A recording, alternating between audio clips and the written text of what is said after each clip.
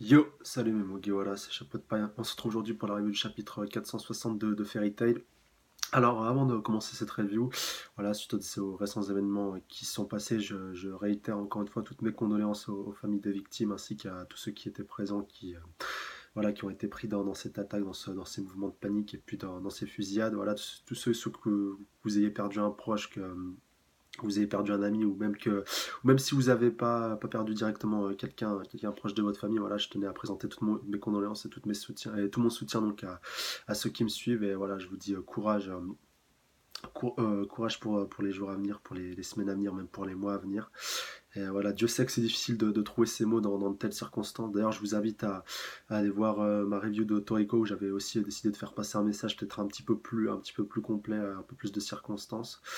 Et voilà, donc si vous voulez en savoir un peu plus, je vous invite à aller voir cette vidéo. Enfin, si vous voulez un message un petit peu plus complet. Mais bon, je pensais que c'était quand même bien de commencer cette review avec ce petit message-là. Donc voilà. Donc je vais quand même malgré tout essayer de vous faire penser à autre chose avec cette review de Fairy Tail. Et je tiens aussi à préciser que voilà, à partir des prochaines reviews, je pense que j'arrêterai de parler voilà, de ces récents événements parce que j'ai pas envie de, si vous voulez, j'ai pas envie de remuer le couteau dans la plaie déjà dans cette vidéo-là. Je pensais pas en parler directement, mais bon, vu que quand même ça c'est, même si j'en avais déjà parlé précédemment, voilà, j'aurais pu faire le choix de pas en parler. Et c'est aussi quelque part pour ça que je vous invite aussi à aller voir ma précédente vidéo où vraiment j'ai délivré ce message à chaud. Mais en tout cas, voilà, sachez que je parlerai plus de ça, voilà, de choses qui sont hors contexte, si vous voulez, de ce qui se passe sur ma chaîne. Voilà, mais en tout cas, encore une fois, tout mon soutien aux familles des victimes et à ceux qui ont perdu un proche.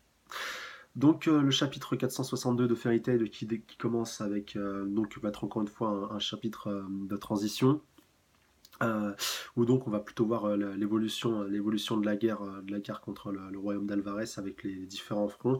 Donc là, il y a vraiment quatre fronts qui vont se mettre en place, le front du nord, le front du sud, le front de l'ouest et le front de l'est.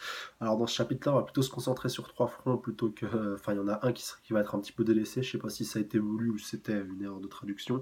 C'est le front de l'ouest, donc j'en parlerai peut-être en fin de review. Voilà, je donnerai mes théories par rapport à ce front-là, vu qu'on n'a pas beaucoup de données. Mais déjà, je vais plus bien vous développer les trois fronts principaux qui nous ont été évoqués dans ce chapitre, voilà, vu qu'il va y avoir des équipes qui vont être formées, et puis des ennemis précis qu'il y aura à affronter. Donc le chapitre démarre directement à la guilde de Fairy Tail, donc on va retrouver Brandish qui a été emprisonné, donc voilà, c'est un peu le moment fan service de ce chapitre-là. Voilà, on la voit un petit peu dévêtue, voilà, elle est en petite culotte et puis en soutien-gorge, enfin voilà, c'est dévêtu, et puis on voit Wakaba et puis Macao donc qui commencent un petit peu à fantasmer par rapport à ça. Ils disent ouais, faudra la mettre dans une position un petit peu plus, un petit peu plus osée. Enfin voilà, enfin ils sont un petit peu étonnés aussi qu'elle soit si peu dévêtue, même par rapport à Bisca qui, il le rappelle d'ailleurs, n'est pas originaire de Fairy Tail à la base, qui vient de l'est et ils disent même par rapport à elle, ouais, elle est pas vraiment, elle est habillée un peu trop dévêtue. Voilà, pour une mère, c'est un petit peu choquant. Et puis, et on voit qu'il continue de fantasmer par rapport à ça. Enfin, j'ai trouvé, enfin, c'est le passage vraiment. Ce chapitre, il est pas mauvais, il est même beau, il se finit même très bien. Enfin, même si certains, voilà, auront à redire par rapport à ça, ce sera pas l'avis de tout le monde, mais le début de ce chapitre, enfin, je trouve encore une fois un peu lourd, un peu redondant. Enfin, surtout que on a déjà eu beaucoup de fanservice par rapport à Brandish. Enfin, voilà, je me rappelle dans le chapitre précédent lorsqu'elle était dans le bain avec Lucy. Voilà, enfin, j'ai l'impression maintenant qu'à chaque fois qu'on va avoir Brandish, ça va être pour faire du fanservice, enfin, à outrance, alors qu'on en avait déjà avec quasiment tous les personnages féminins, si ce n'est tous, parce que j'ai pas le souvenir qu'il n'y ait pas eu de fanservice avec un personnage féminin. Mais franchement, que là, Brandish, ça devient vraiment un objet fanservice. Enfin, on nous montre Brandish juste pour faire du fanservice. Et même là, justement, ça aurait dû être un peu développé, vu qu'après. Après tout ça, on voit Kana et Lucie donc, qui viennent mettre Wakaba et puis Macao un petit peu à leur place, qui leur dit voilà, vous êtes là pour la surveiller. Donc là où ça devrait devenir intéressant, où Lucie donc lui demande voilà quel lien tu as avec ma mère. Tu m'as parlé de ma mère, tu m'as demandé si j'étais la fille de Leila, quel est le lien que tu as avec moi.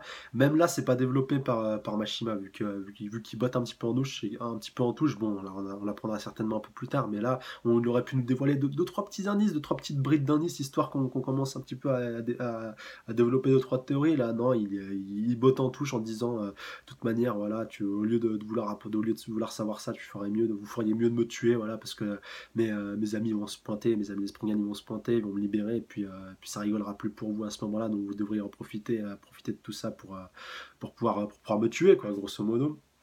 Et donc, elle ne lui dévoile pas de nouveaux éléments, en tout cas par rapport à sa mère.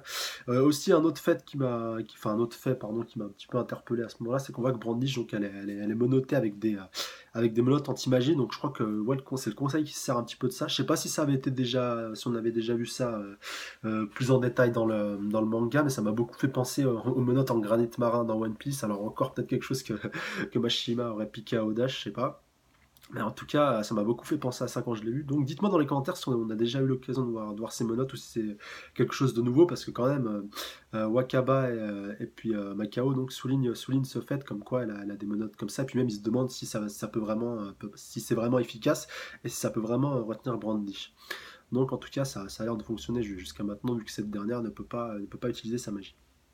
Donc on va retourner du côté du QG, vu que ça va pas mal tourner autour du quartier général, vous aurez l'occasion de le voir dans ce scan, vu qu'on va un petit peu développer les trois fronts avec Warren, avec Mavis et avec Makarov. Et donc oui voilà, comme ça nous a aussi montré au début de ce chapitre, donc voilà, c'est le calme après la tempête, le jour se lève, comme n'importe quel jour sur Magnolia, enfin il y a eu la guerre pendant la nuit, mais le jour se lève, tout va bien, enfin, c'est un petit peu en contraste avec la situation actuelle, vu qu'on sait qu'il y a des forces armées qui arrivent un petit peu de tous les côtés. Et donc, Mavis donne ses directives par rapport à la suite des événements, donc avec les guildes qui commencent un petit peu à rejoindre le champ de bataille. Donc, elle nous apprend que je me gourre pas. Sabertooth et Blue Pegasus vont attaquer donc les armées qui viennent du nord, donc ils vont essayer de bloquer un petit peu ce qui vient de là-bas en direction de Fairy Tail. Du côté du sud, on aura Mermaid Isle et Lamia Scale, donc qui vont eux aussi avec leur force en présence tenter de bloquer. Bloquer les attaques qui viennent. Pour l'Est, j'y reviendrai un petit peu après parce que c'est un petit peu particulier. Et donc, Mavis va décider d'envoyer une équipe de Fairy Tail, voilà, composée de quelques mages assez puissants, donc au front nord et au front sud. Donc au nord, elle va envoyer donc les trois frangins, Elfman, Lysana et puis Mera Jane, accompagnée de Gadjil, voilà, Gadjil et Panterly, voilà, et puis Revi. Donc elle va décider d'envoyer cette équipe-là pour en soutien à Sabertooth et puis à Blue Pegasus. Surtout qu'on ne sait pas encore c'est quels Springan qui vont se pointer de ce côté-là. Enfin, on n'a aucune indication pour le nord. C'est vraiment le flou complet pour l'instant. Et en tout cas, bah, soit ce sera des Springans qu'on n'a pas encore l'occasion de voir, parce que je rappelle, je crois qu'il y en a 4 ou 5 qu'on n'a pas encore vu. Donc je pense que ce sera l'occasion de les voir en action.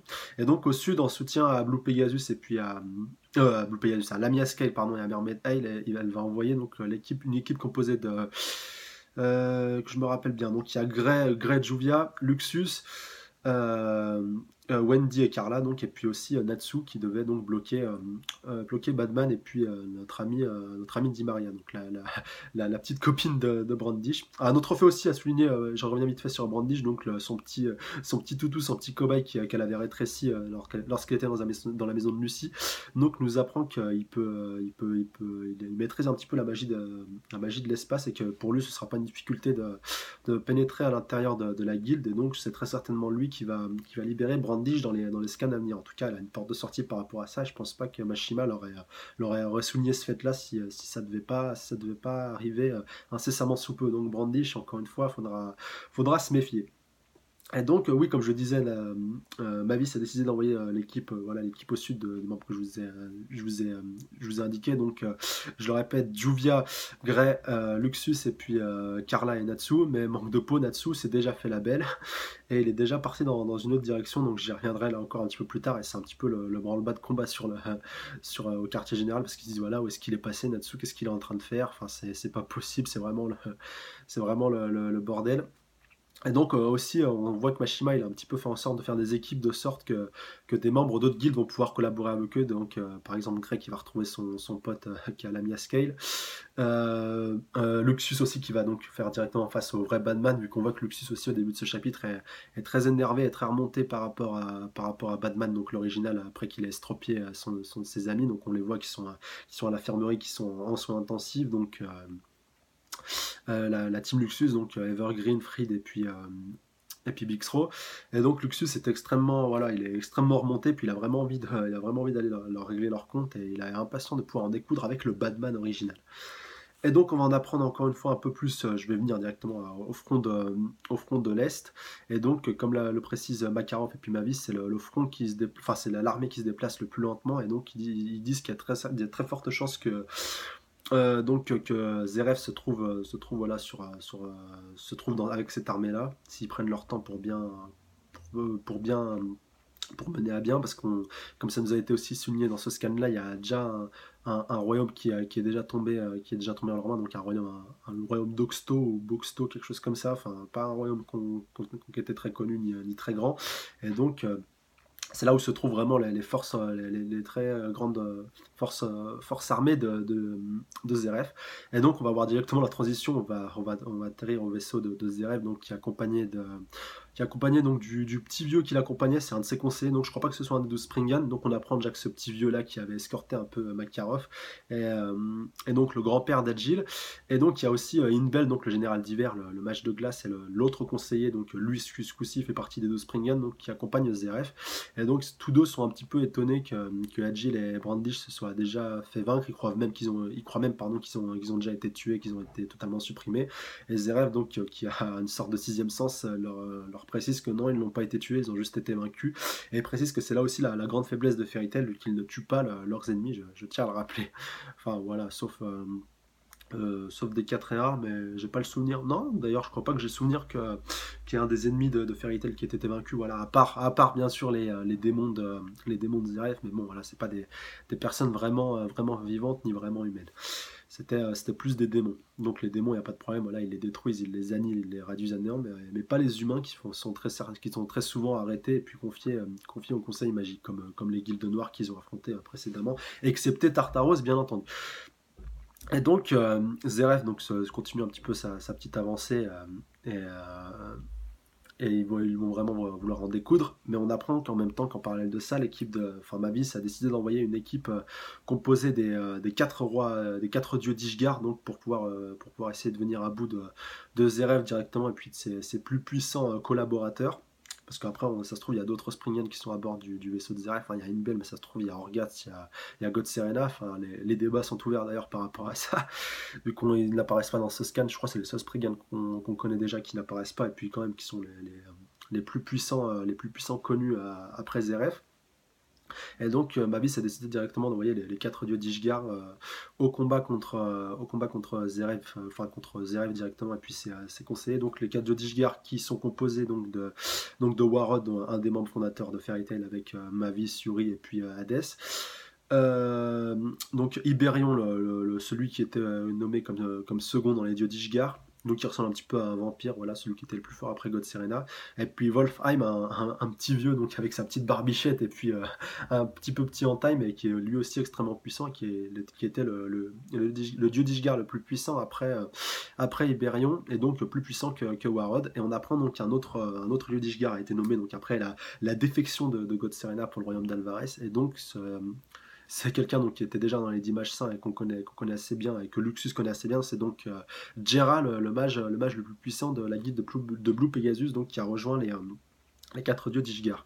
Alors, je viens à me poser à penser, à me poser la question, enfin, dans les dieux d'Ishgard, bon, on sait que c'est Iberion le plus puissant, mais quand on compare à certains matchs de Fairy Tail, notamment Luxus, qu'on sait qu'il est plus puissant que Jera, enfin, en tout cas, lors de l'arc des grands jeux magiques, et même maintenant, à l'heure actuelle, je pense pas qu'il soit extrêmement faible, et pour moi, il aurait même totalement sa place parmi les quatre dieux d'Ishgard. Déjà, je pense qu'il est plus fort que Warod, enfin, compte tenu de son âge de son âge qui est assez avancé, et puis aussi de son endurance. Je pense que, voilà, des personnes comme même Makarov, des personnes déjà comme Luxus et puis comme Gildarts ont largement leur place dans les mages saints, et puis que même ils sont même plus puissants que certains mages saints. Je soupçonne même Gildarts d'être plus puissant que Iberion, pour vous dire. Mais en tout cas, je me demande bien ce que va donner ce combat, en tout cas entre ces quatre-là face à Zeref, et puis très certainement face à ces Springan. Voilà, il y a déjà Inbel, son match d'hiver qui est son match de glace qui est déjà présent. Et quelque chose me dit que God Serena Et puis donc Orgast ou Auguste, voilà, vous choisissez la prononciation que vous voulez, voilà, les deux sont possibles, que un de ces deux-là ou les deux vont très certainement aussi prendre part à ce combat, même si moi personnellement j'aimerais bien voir un combat Gildarts contre God Serena, je suis sûr que ce serait un très beau combat. D'ailleurs Gildarts qu'on n'a pas encore revu, enfin la dernière fois qu'on l'avait vu c'était lorsque Natsu était parti en voyage, donc après la dissolution de Fairy Tail, il l'avait rencontré sur la route, et donc je crois d'ailleurs qu'il était encore à la recherche d'Acnologia pour tenter de le vaincre, mais en tout cas, voilà, Gildas, on l'a toujours pas revu, mais je pense qu'il fera son apparition le moment voulu, et puis il fera une apparition très, très remarquée. Et donc le chapitre va pratiquement se terminer voilà, sur un dernier fait que je gardais un petit peu secret depuis le début de ce manga, depuis le début de ce manga, depuis le début de cette review, pardon.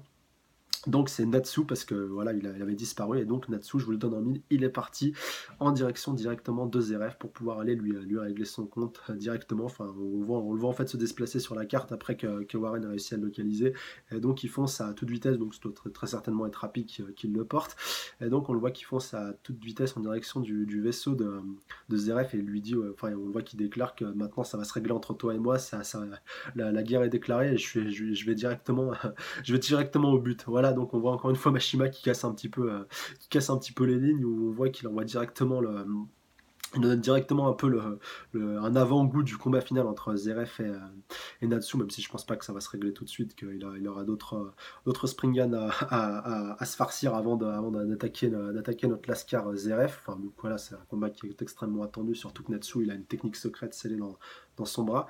Mais en tout cas, j'ai hâte de voir ce que ça va donner. Donc, bah, comme d'habitude, n'hésitez pas à me laisser vos avis dans les commentaires, vos théories. Donc, dites-moi pour vous, qui c'est que vous pensez qui va attaquer par l'ouest, donc ceux qu'on connaît pas, ceux dont on ne connaît pas encore l'origine. Donc, est-ce que ça va être God Serena? Est-ce que ça va être comment il s'appelle déjà, Auguste? Voilà, où est-ce qu'il se trouve avec Zeref? Donc, laissez-moi vos théories dans les commentaires, c'est très important. Donc, comme d'habitude, n'hésitez pas aussi à laisser un petit pouce bleu si cette review et puis ou ce chapitre ou les deux vous ont plu. Et enfin, merci de partager un max cette vidéo avec le maximum de personnes possible. Donc voilà, je reviens quand même encore une dernière fois par rapport aux récents événements, donc faites attention à vous. Encore une fois, toutes mes condoléances et tout mon soutien aux familles des victimes et puis aux ceux qui ont perdu un proche. Et prenez soin de vous et surtout faites attention. Voilà, salut à tous, sayonara.